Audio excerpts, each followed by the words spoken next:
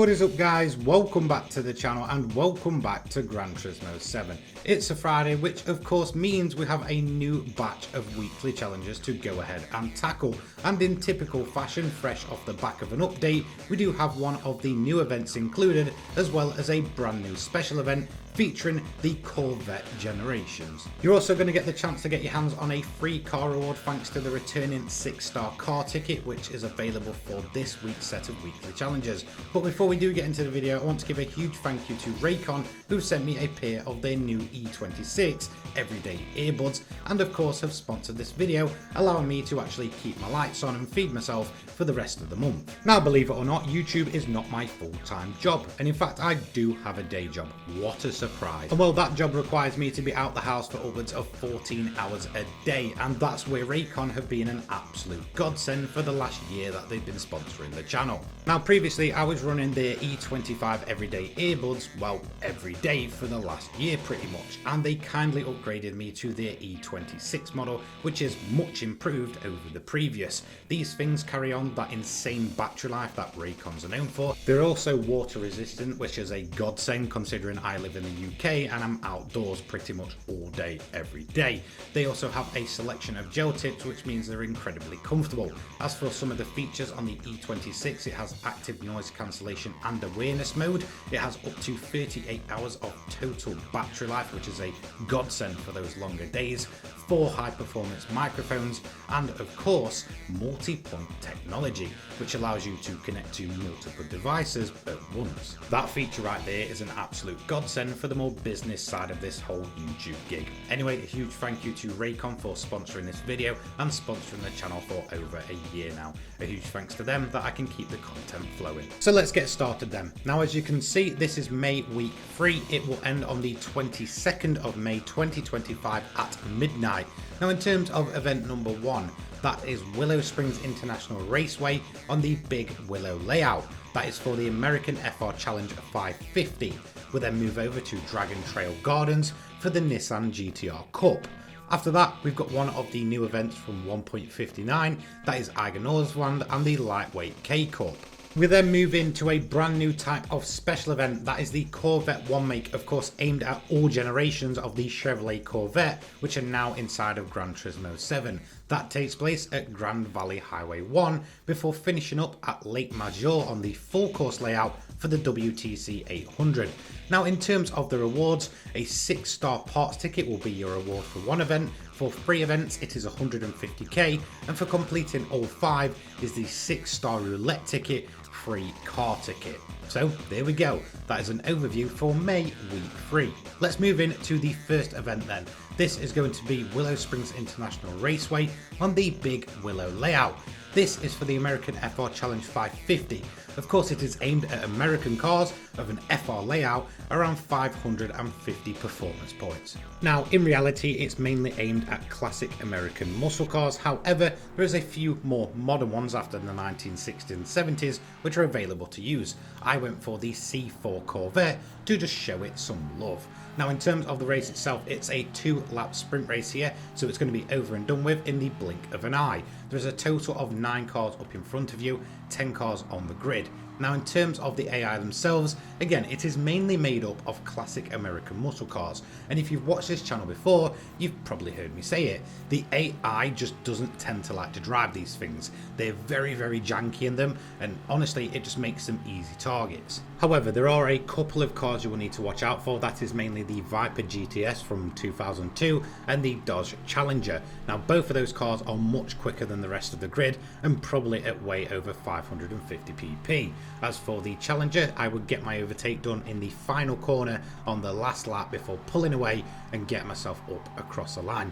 As you can see, just over half a second in it as I crossed the finish line in first place. That is going to be our first tick of the week. In terms of the payout, relatively low, 15,000 credits for this one with the clean race bonus, 5.1 miles traveled, and of course the free parts ticket with this one. So let's move on to the second event of the bunch then. We have Dragon Trail Gardens and the Nissan GTR Cup. Well, it's very, very self-explanatory here. This is aimed at any of the GTR badge cars in game. Now there is a PP limit in place of 700 PP, so just be aware of that. Now again, you can choose any of the different GTRs. However, my car of choice here would be the 2017 model of the Nissan GTR. Of course, the facelifted variant before it then got the a second facelift of its life cycle with the 2024 model.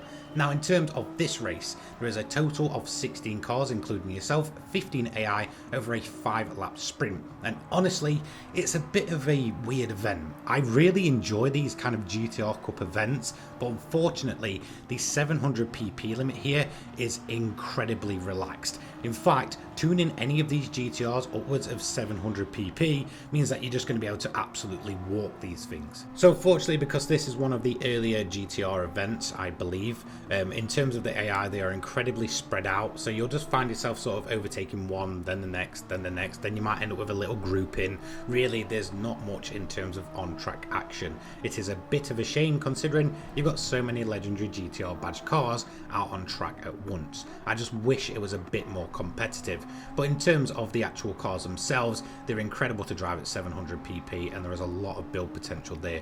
As you can see, we pull up behind the Nismo. We've also got the R33, which is holding the Nismo back, and we're going to jump both of them there as we get onto the straight. At that point, we then just built our lead up for the rest of the race, to the point that we were almost 30 seconds ahead of P2 by the time we came up across the line. That is going to give us our second tick of the week. Now, in terms of the payout for this one, again, it remains relatively low. 75,000 credits with that clean race bonus, really not that rewarding there.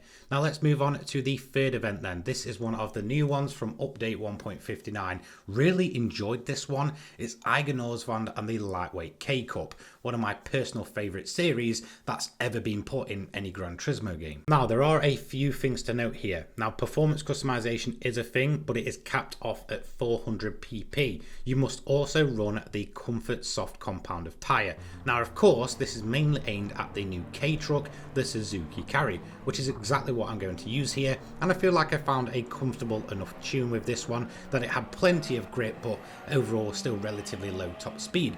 But it worked incredibly well here at Eiger Norsvand. Top speed is really not your main thing here. The main place you're going to make up all your time is through the tight sector 1. Now that is where I'm going to do a lot of my overtakes. Get a good run out of sector 1, get them over the bridge, and then get them going into this right-hander here. That was my main objective here, and well, the truck performed incredibly well as I started picking them off one by one. Now yesterday I did say this felt like quite a tough event, but unfortunately I feel like once you've nailed your build, the AI just becomes ridiculously easy, especially with different vehicles holding different ones up. It really is a bit of a mixed bag. But again, there's a few vehicles that you need to keep your eye out for. That is mainly the Honda S660s. All of them are incredibly quick compared to the rest of the grid, and the leading Suzuki Cappuccino driven by Fraga. That thing, again, just seems like a level above everything else that's driving on. So once you get into P5, it's probably going to get a bit more tricky in terms of your overtakes, and that is where you're going to need to be on your toes. But again, as long as you've got a good K-car build, then really you'll probably have no trouble whatsoever. And again, it is a bit of a shame.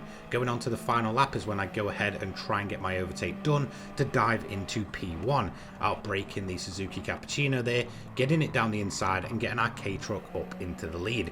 By the end of it, I had a gap of over 4.2 seconds. So there we go then, the third tick of the week, and of course because of that we will get an extra reward on top. Payout's not too bad, 112,500 credits. We're going to get our daily driving marathon of a 4-star, and of course 150k on top for all 3 events completed. Moving on then, we have the special event. This is Grand Valley Highway 1 and the brand new Corvette 1 make. However, it is aimed at every single generation, so feel free to go ahead and choose really what generation is your personal favorite.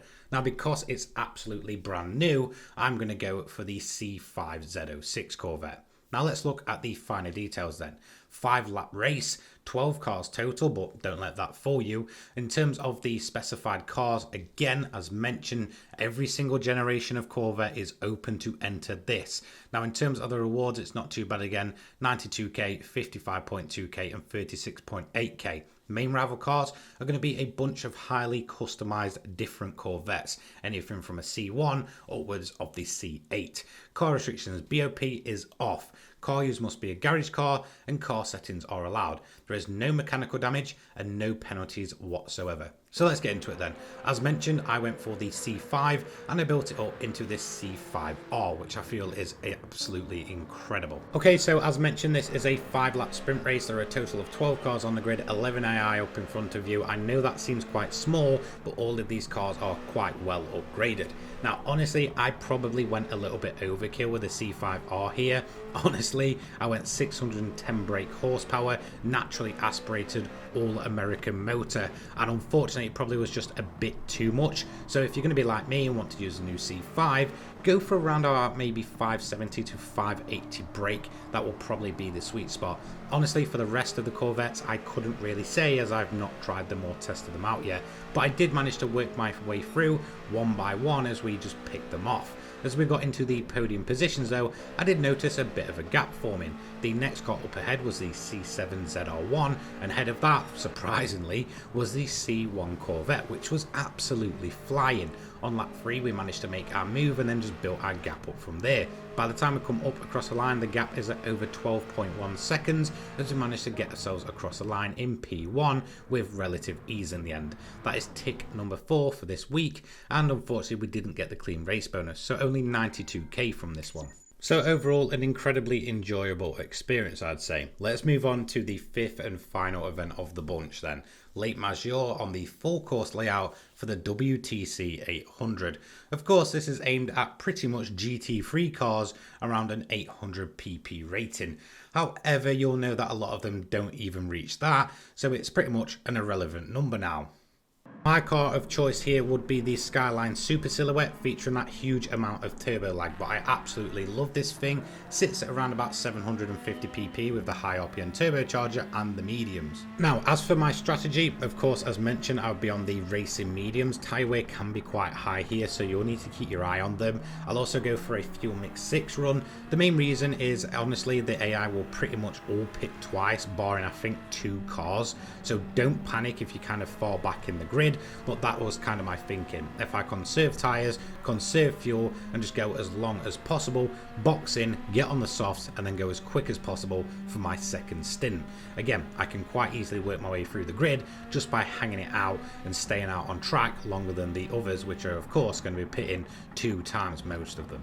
So on to lap 6, and this strategy is working now. We're going to work our way into P2 here and then inherit the lead thanks to the pitting WRX, which is one of the very few cars. I believe the only other is the V12 Vantage, which is on a single stop strategy. The rest of these cars will box in at least twice during the race. Now my pit stop will come at the end of lap 7. Of course, the mediums at this point have really started to drop off. The pace isn't there. I'm running Fuel Mix 6, so I've been incredibly slow, but at this point we're going to box in, get a set of racing softs on so we're as fast as possible and have that really nice sticky rubber, and also fill the car up just over the notch to ensure that we have enough fuel to run Fuel Mix 1 until the end of the event. We come out of the pits in P6, however you'll notice the grid is much more tightly packed here, so it's time to just stop picking off the AI one by one. We're typically going to be much faster than them. So the first of those would be the Toyota Supra, which allowed us to move into the top 5. We'd then get our podium position by getting ourselves into the 3rd position thanks to this right hander here and getting down the inside of the AMG. We'd then get in P2 thanks to the Viper pitting once again, and then also go down the inside of the Subaru WRX, and at that point we're up in the lead with a lap to spare.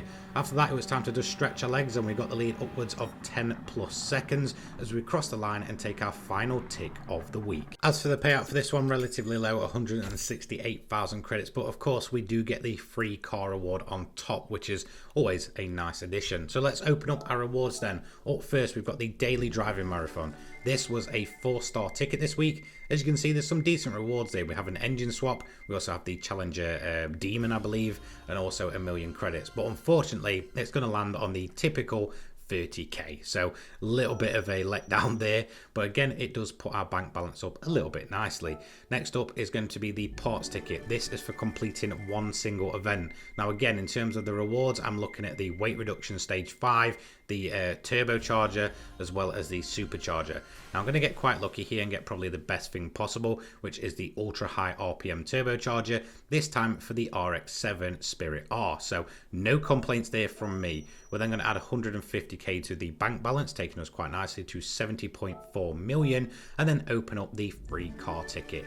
Now in terms of the cars here, they're all VGTs, and honestly I'm mainly looking at maybe the Toyota, the Alpine, or the McLaren, and I'm going to get quite lucky here and get an Alpine, which gives me my, I believe, second or third one of these, and again I can just sell it if I don't really want it, but overall not too bad. And well, with that, we have completed another set of weekly challenges. A huge thank you to all of my channel members listed on screen now, and a huge thanks to you guys watching at home. I hope you have a fantastic beginning to your weekend. Take care, guys. Peace.